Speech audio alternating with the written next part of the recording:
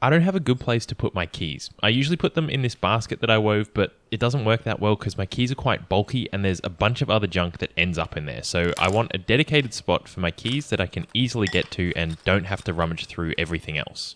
I saw a post on Reddit a few years ago now, which is linked in the description, of an owl key hook which has lodged itself in my brain. Its wings would go up as the keys were put on, and as a lover of mechanisms and contraptions, I really wanted one, but I don't have a 3D printer, so I'm going to have to carve it out of some scrap wood. The other thing is, I feel like the wings should go up as the keys are taken off, so the bird is in flight when the owner of the keys is out and about. I had a chat with the original creator, Trey, and the mechanism is beautiful in its simplicity.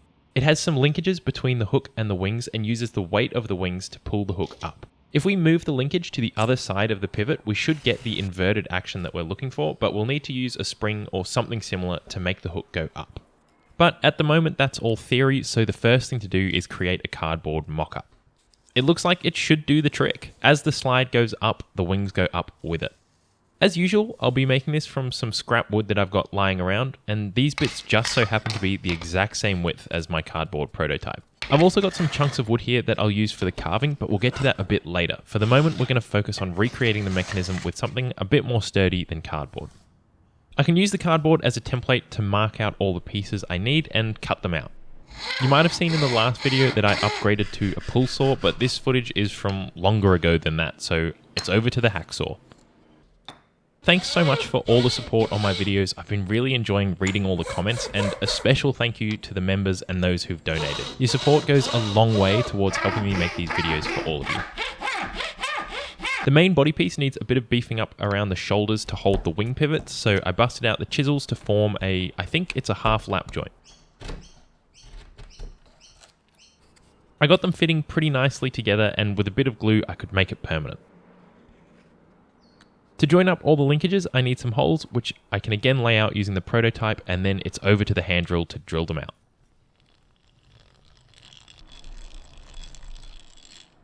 I glued in some guides, but they're slightly too close together, so I had to whittle down the slide a little bit so it would fit, and the shoulder pieces were a bit too large and would collide with the linkages, so I needed to chop them down as well. I was planning on using wood for the linkages, but I found a metal coat hanger which should be a lot more sturdy. I could clip up the bits I needed, put it all together, and try it out for the first time. Gonna have to tweak that, aren't I? Not quite what I was going for with that one. I'll also need to clear out some space here because I want to put these on the underside. So I'm going to have to trim these back to give clearance for that. But yeah, I definitely need to make sure that these have the same action. The hacksaw and chisel made short work of that, letting me put the linkages on the underside, making it a much more streamlined package. I was having some trouble getting the wings on, and I took a look at the linkages and you can see why. They're nowhere near 90-degree bends, so I had to do a bit of readjusting and then I could get it all working. You can see the wings move about the same now, and I don't actually know exactly what fixed this, but I guess all the tweaks and fiddling along the way did the trick. With that sorted, we can now move on to the carving. I went through a few different iterations of drawings and eventually landed on something I was pretty happy with. Now obviously this isn't an owl, this is actually a wedge-tailed eagle, which you can tell from its wedged tail. They're the largest bird of prey in Australia and are extremely majestic. I basically want to be one, so I based the design off the wedgie instead of an owl. I used my drawings to mark out the wood and then cut out some rough shapes. Time to settle in for a nice session of hacksawing.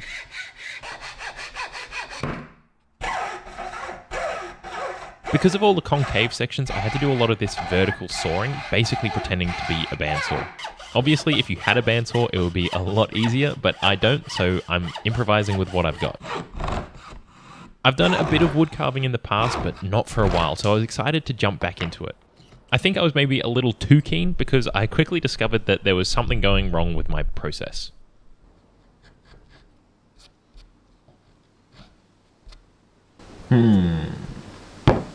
I should get the shape of the outside first, I think, and then do the carving. I think I'm doing this the wrong way around. So I'm going to do that.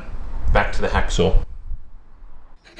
Indeed, it was back to the hacksaw and also a lot of filing to get the shape a bit more nailed down. Because I don't have a vise or a proper workbench to bolt one onto, I had to do some pretty funky clamp setups just to be able to hold everything. With 2 clamps though, you can get things in most of the positions you need. The other thing I was realizing is that all of these pieces are kind of thick, so having them layered on top of each other was going to make this thing super bulky. So I decided the best course of action was to just cut them all in half, which was going to be a pretty delicate operation. But I just took my time, and with a lot of checking both sides of the cut to make sure things were still going straight, I managed to get there in the end. The trickiest bit was figuring out how to hold it for the final bit without pinching the blade too much. I found that jamming a bit of paper into the slits stopped the wood from squeezing and actually allowed me to finish the cut.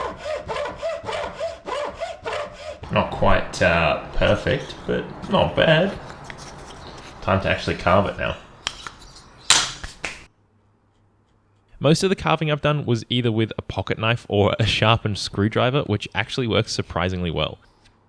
It can feel impossible to get started without fancy equipment, especially because we're often exposed to people who've been pursuing a craft for a long time and have built up a collection of tools. But in my experience, you can often get by with far more basic stuff, especially if you're willing to improvise a bit, which can hopefully lower the barrier of entry if you're just getting started with something. I've since upgraded from a screwdriver to some actual chisels, and when you get it going just right, getting these nice long chips is so satisfying. In fact, I found the whole process really relaxing, and seeing the wood transform from a block into a recognizable shape is a lovely feeling. I think I'll be doing some more carving in the future.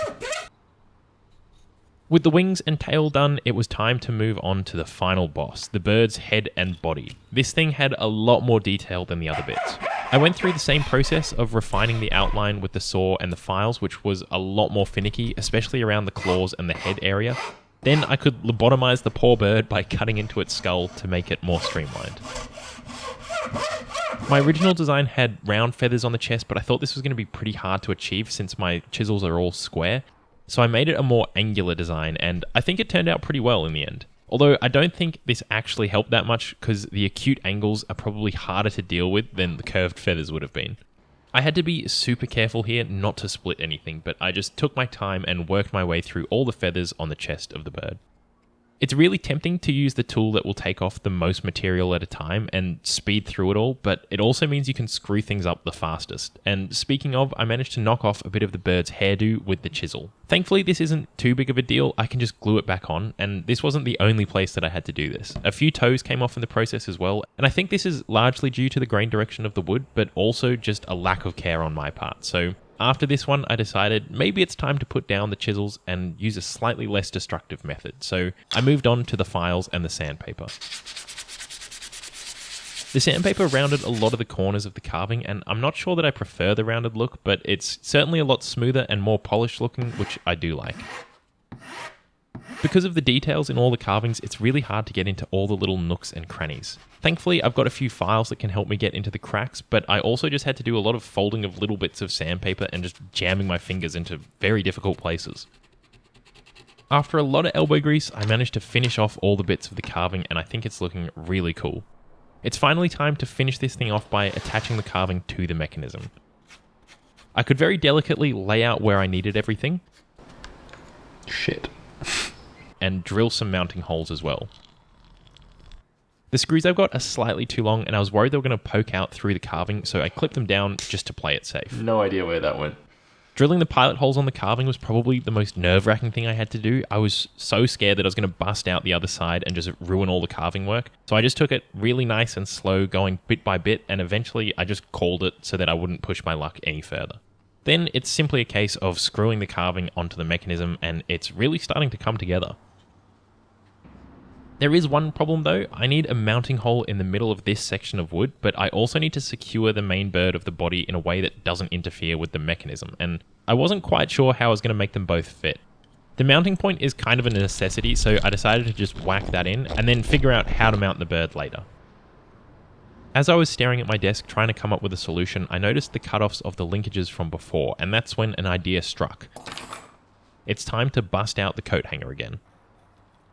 With a bit more careful drilling into both the mechanism and my carving, I could use some more sections of coat hanger to mount the body onto the frame. And that brings the whole thing together. The last thing to do now is make it spring loaded. I can mount the spring with a screw into the slide, which will pull everything up when there's no weight on the tail. After weeks of sweat and toil, I was finally ready to test this thing out for the very first time.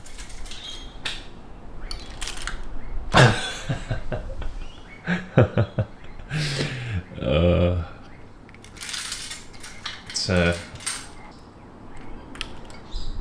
a little less than I'd hoped for. Gonna have to play with the spring tension. At least it looks cool. I read online that you could lighten a spring by grinding down the outside, which led me to doing this, which shockingly didn't work. Neither did stretching the spring out or trying to anneal the spring in a flame, both of which I also read online. After giving up with the springs, I moved on to trying elastic and rubber bands. I was able to get the tension right with these, but they struggled to overcome the friction in the system. In all this playing around, I managed to break the slide mechanism, which was honestly devastating. Now, obviously, I can just remake the slide, but the reality is none of the tensioning systems were able to work properly, which means the mechanism itself is flawed. Before blindly charging into a new version, I want to ask you if you've got any ideas on how to make this work properly. I think the main issue is the friction. The mechanism has to operate using only the weight of the keys, which aren't that heavy, so friction becomes a big issue. The original uses the weight of the wings to drive the mechanism rather than a spring, which I really like, but we're on the other side of the pivot, so the weight of the wings is working against us. Maybe there's a way to shift a bunch of weight to the other side though. Let me know your thoughts in the comments, and hopefully in part 2 we'll get this working. Thanks so much for watching, and I hope to see you again soon.